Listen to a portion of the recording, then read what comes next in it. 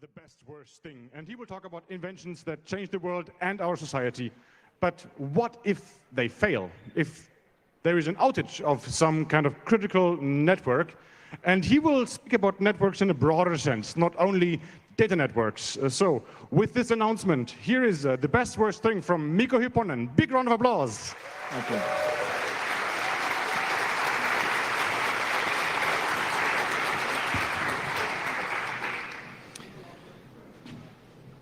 What can I say? Thank you for coming. Indeed, my name is Mikko, and this is my 31st year working with information security or computers, privacy, everything connected. And I spent the pandemic time writing a book about the things I've learned.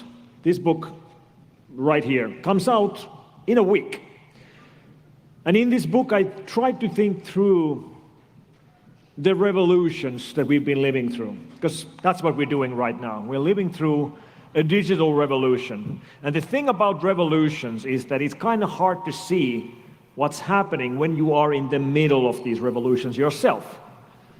It's easier to see the importance of the revolutions when you take a longer perspective, like imagining a future historian writing a history book about our time.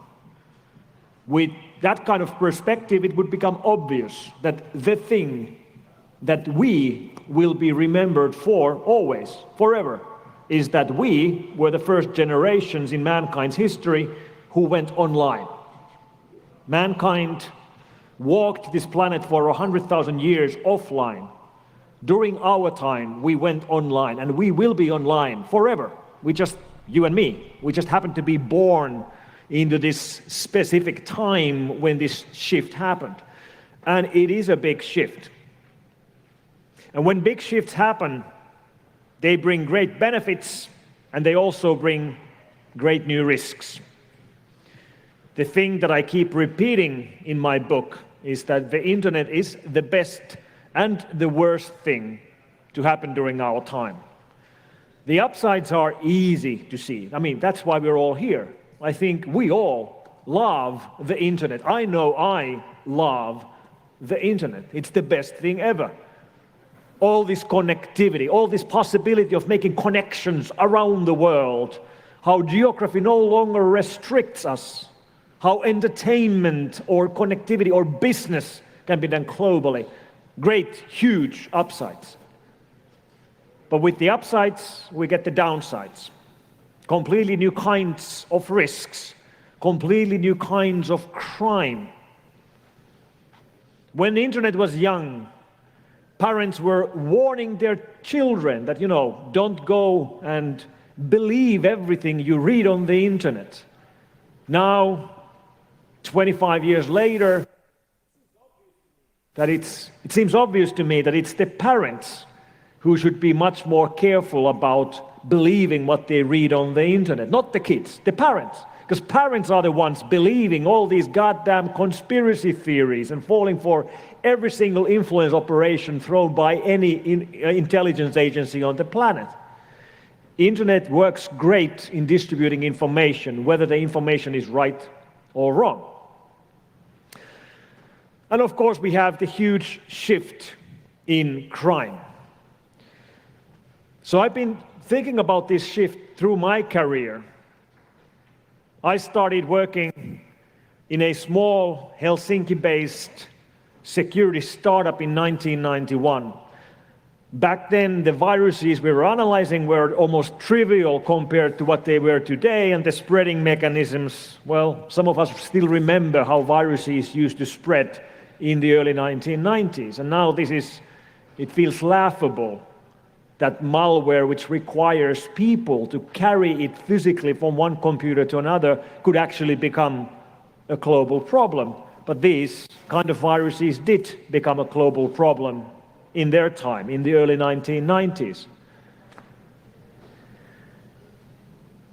So crime before the internet was local. Today, crime is global. Internet has taken away geography in all the good things, but also in all the bad things at the same time. Before the internet, you had to worry about the criminals living in your city. Today, you have to worry about the criminals in your city, but also you have to worry about the criminals wherever on the planet. There is no local anymore. One great example on how internet has changed the world for the better and for the worse is how the world of minorities has changed thanks to the internet. Before the internet, if you belonged to a minority, you were pretty alone. That's what minorities mean. You're different. And here I mean all kinds of minorities. Certainly people who belong into sexual minorities, but also, let's say, people who have rare hobbies. Before the internet, if you had a rare hobby, you were probably the only person in your town who had that hobby. You knew no one who shared the hobby with you. Then internet comes around, and you realize that you're not alone. There's thousands of people like you. They are just not close to you, but you can now find them and reach them out through the internet. And we people are social animals. We like to be around people like us. We like to share what we do. We like to get support from people like us. And that's great. And then we have the downside, which is exactly the same phenomenon when it applies to destructive minorities.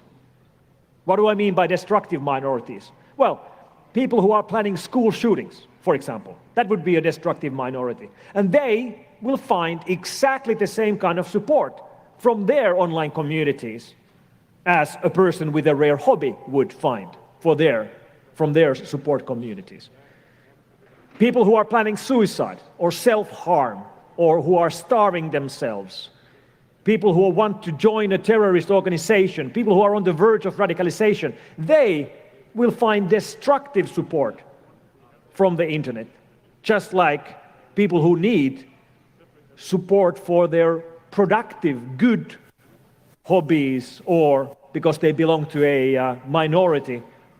I mean, we can't take one side of the coin and leave out the other side. Internet is the best and the worst thing happening during our time. And technology is not neutral. It's almost too easy for us to just keep repeating the fact that technology is just a tool. It can be used for good, it can be used for bad. Now, I agree and I don't. I both agree, but I also don't, because there's plenty of examples of technologies that we have invented which are mostly used for bad things. Let's take an example. All right, cryptocurrencies. Let's pick a cryptocurrency. Let's say Monero, for example. Now, of course, Monero can be used to trade and to buy goods and to send money from one place to another. Sure, absolutely can be used. But the vast majority of the use that I see in my profession is illegal and evil use. People buying and selling illegal things. The vast majority of the trade with some of the cryptocurrencies we see out there is being used for things like that. And the thing about technological innovation is that once we've invented something, we cannot uninvent it. We cannot put the cat back in the bag. Once it's out, it's out. The only way we can restrict the usage of innovations is by making them illegal. So once we invented uncrackable strong encryption and then realized that bad people can use uncrackable strong encryption, there's nothing we can do about it except to try to make it illegal, which won't work. Because us law-abiding citizens, we wouldn't then break the laws. Well, I guess some of us would. But criminals, of course, are criminals because they break the laws. We cannot uninvent things. So where are we headed? What's the future ahead of us? In my job, I've, for many years, tried to do the forecasting of the near future. What's going to happen in the next 2 years, 4 years. That's hard. It's almost always prone to failure. What's easy is to give a forecast of the long future. What's going to happen in 20 years, 30 years, 40 years? That's easy. That's actually really obvious. All we have to do is to look at the past and see where computing and technology used to be, where are we today and where are we headed. Computing, processing, bandwidth, storage has been getting better and better and bigger and faster for decades and cheaper. You look at the computers we had 20 years ago, 30 years ago. You look at the supercomputers we had 20 years ago, and you're right now carrying a supercomputer in your pocket today. The processing power of your iPhone or Android device is faster than a Cray 2 supercomputer. And this runs on a goddamn battery. Think about that. 20 years, and the supercomputer, which took the whole room, is now in everybody's pockets. Cray 2 cost millions. These aren't cheap, but it's not millions. So with that, it's obvious where we're headed. We are headed towards a future where we very concretely and in practical terms will be embracing limitless computing. Everyone will have access to unlimited processing power, unlimited storage, and unlimited bandwidth for free. Unlimited processing power, unlimited storage, unlimited bandwidth for free. Well, maybe not exactly free and maybe not exactly unlimited, but close enough. That's where we're headed. The way we can think about it is that you would be given the, I don't know, biggest possible AWS instance with unlimited storage and bandwidth, and you would pay pennies per month. That's what I'm speaking about. That's where we're headed. That's pretty obvious, the direction where we're headed. When we will be there, nobody knows for sure, but in a couple of decades, it's going to happen. And that's a pretty powerful thing to think about.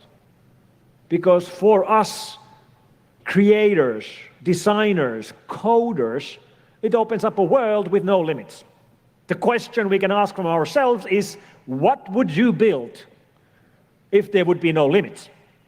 What would you build if you would have access to limitless computing? What would you build? If you didn't have to worry about costs, or that it takes a lot of processing power or bandwidth, a lot of storage, what would you build? That's the future where we're going. So what's the downside? Well, the downside is the better the internet is, the more connectivity we have, the more mandatory it becomes. Internet today and internet connectivity, it's not yet mandatory. It's really nice to have, but it's not mandatory. It's not mandatory for our society.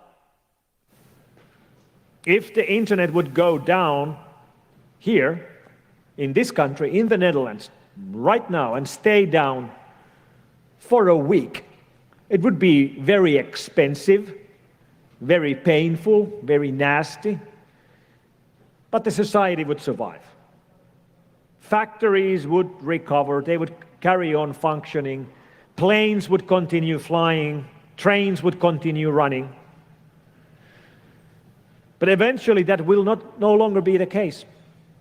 And we know this because we have earlier examples of similar innovations which were so good that they then became mandatory. Think about electricity. Electricity and electric grids were taken into use in most Western countries around 150 years ago. Today, electric grids are completely mandatory. If electricity would go down here in Netherlands and stay down for a week, it wouldn't just be painful and expensive. People would start dying. Maybe not in a week, but if it would stay down longer, that's exactly what starts happening. Why?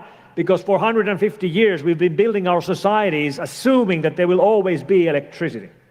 There will always be electric grid which runs everything around us. And today, everything we buy requires electricity. Everything we buy, we either plug into the wall or we charge their batteries from the electric grid. So eventually, during our lifetimes, connectivity will be as mandatory as electricity. Connectivity will be as mandatory as electricity. This is what's happening during our lifetimes. And it's the right choice to make. Even though it's a bit scary, it's still the right choice to make. Our great-grandfathers made the right choice when they embraced electricity. We are making the right choice by embracing connectivity. The other option is worse. We definitely should go towards the digital revolution and towards connectivity, even though it will then become mandatory, just like electricity is already mandatory. But at least we should be aware that we are now making this call, you and me. We're making this decision for all future generations. It's happening right now. And part of this revolution is the fact that all devices start to require connectivity. We speak about these smart devices. And yes, I am the father of the Hyppönen law. If it's smart, it's vulnerable. The typical example I use for that is my watch. I have an old watch, 20 years old. It's mechanical, contains no chips, contains no connectivity. How do you hack my watch? Well, you don't. You just don't, because there's nothing to hack. Then you look at smartwatches. Are they hackable? Well, of course they're hackable. They might be hard to hack, but they run code. They have connectivity and they run code. Of course they can be hacked. That's the pessimistic outcome of the Hyppönen law. When we add functionality and connectivity to everyday devices, they become vulnerable. And there's nothing we can stop. There's nothing we can do to stop that. The reasons why everything is going online are way beyond our reach. Some devices go online to give us functionality. Some devices go online only to collect data. Because the vendors building these devices know that data is money and money is data. And the more they can collect data, the richer the companies will become. And this means that eventually every device will be online. And that also means that we're increasing complexity. Complexity is the enemy of security. Complexity is the enemy of security. It's pretty obvious. The more code we have in our systems, the more protocols, the more we have room for bugs. And when we have bugs in connected systems, they become vulnerabilities. And if this is true, and it's true, then the solution should be really obvious, which is that we should be reducing complexity, which means every new version of every new app and application and operating system should be smaller and have less features, less code. And you know that that's not happening. Every new version of everything has more code, more features, more stuff. Nothing is becoming simpler. I had a really eye-opening discussion with David Weston from Microsoft, and he gave me this startling figure that Windows, the operating system, is built from an internal GitHub instance that Microsoft runs, which has 5.7 million source files. Not lines, files. 5.7 million files of code to build Windows. I wonder if any of those files have any bugs. So when we add complexity, we are building systems which are becoming harder and harder to secure. And that's what the attackers are looking for. And if we want to secure our systems, we have to understand who we are fighting. Today, it's fairly easy to define. It's organized crime gangs, and then it's nation states, which do espionage and sabotage, even wage war online.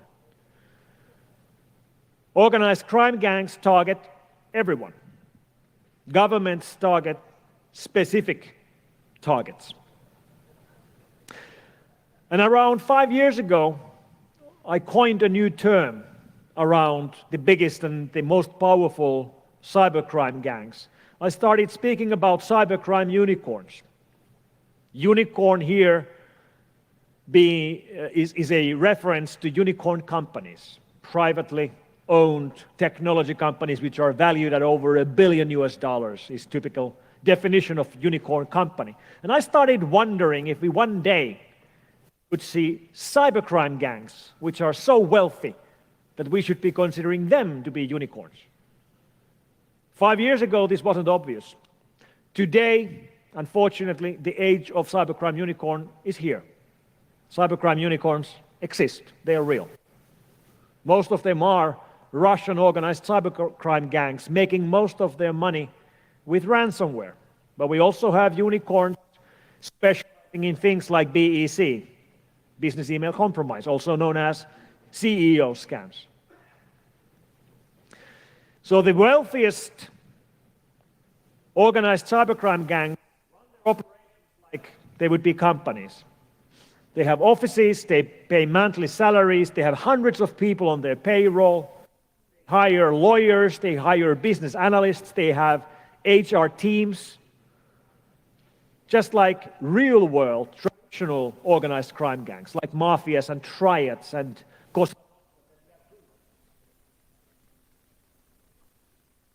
So where else are they spending their money? Well, let me show this to you. This is a website for one of our competitors, a company specializing in penetration testing. What makes them or sets them apart is that they pay 3 times higher salaries than the industry average. They hire pen testers for fully remote at really competitive salaries. What's the trick? Well, the trick is that this is not a company. This is a crime gang operating from Russia. They've set up fake front-end companies to make them look like a trustworthy security company so they can hire security professionals to work for them. They hire these people, enroll them into the company, then point them at a client. Here's a client who has ordered a pen test. Please scan their network, break in and write a report about the vulnerabilities. Please leave the report once you're ready. Go. And then these pen testers break into companies which have not ordered pen tests at all. And they end up working for the enemy. They end up working for the enemy. This is the kind of tricks crime gangs can start doing when the money is no longer an object. So is the situation getting worse? Well, actually, no. I think it's getting better. Mikko, what do you mean? I think we're living right now a time where security is better than ever. And I know it doesn't look like that. But I'm confident that is the situation. You look at the security of the computers we run today, or the mobile phones we have today. You look at what we had 10 years ago. It's like night and day. We have been able to improve the built-in security of our devices and the operating systems and the apps. One of the biggest revolutions has been what I call security by PlayStation. And I know it's an Xbox, but excuse me. Interestingly, Xbox runs the most secure version of Windows ever released by Microsoft. Because Xbox runs Windows. But it's a very limited, very secure version of Windows. Which is kind of weird. Like the biggest software company on the planet puts their most secure operating system in a games console. Isn't that a bit weird? But that is the situation.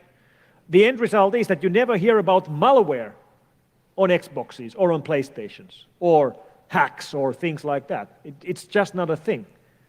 Why is that relevant? Because these are PlayStations. It's exactly the same model. Restrictive environments, which are not real computers. They look like computers. They have processors and things like that, but you're not allowed to program them.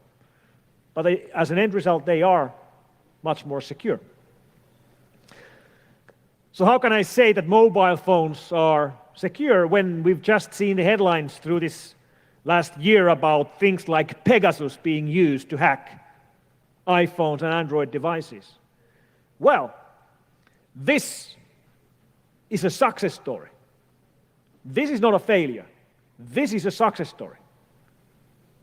Because the price of Pegasus per victim is 100,000 euros. Pegasus is used by governments to spy on people they're interested in. They buy the product from a company which only sells to governments, and the rough price per head is 100,000 euros. Someone's paid 100,000 euros for the right to hack the iPhone belonging to Spanish Prime Minister. That's a success. If you have to spend 100,000 euros to hack a phone, that's a pretty high bar. That means that most of us are safe. Most of us will never be targeted by someone who would have to spend 100,000 euros to hack our phones. You have to be someone special to be targeted by this. Security by PlayStation works. It does work. This is a success story. That's what it is. So, I used to call myself computer security researcher or computer security expert, because that's what I thought I was doing. I secure computers. Well, I don't secure computers anymore. Neither do you. The whole society around us runs on computers. We, me and you, we are not securing computers. We're securing the whole society. And when we do this, the successes in our business are invisible. For years, I've been speaking about cybersecurity Tetris. Because in the game of Tetris, your successes disappear. When you make a whole line, it disappears. Your successes disappear, but your failures pile up. That's what we see in cybersecurity as well. When we succeed, it only means that nothing happens. When we succeed, it only means that nothing happens. And the fact that nothing happened will never make the headlines. When we fail, everybody sees that. When we fail in securing our systems, when we fail in securing our employer systems or our client system, that's when we see the headlines of yet another data leak, yet another data breach, yet another malware outbreak. Failures are very visible, successes are invisible. That's what I mean by cybersecurity Tetris. And I hear the stories, the success stories regularly. Stories of the IT team which worked through the night to patch all the servers against the new vulnerability, and they were able to finish patching early in the morning, just an hour before their network was scanned by an outsider who was looking for the vulnerability. They saved the company, but no one knows. No one will ever know. Successes are invisible, and rarely is anyone thanked for stopping a disaster which didn't happen. Rarely is anyone thanked for stopping a disaster that didn't happen. Thank you. Thank you very much.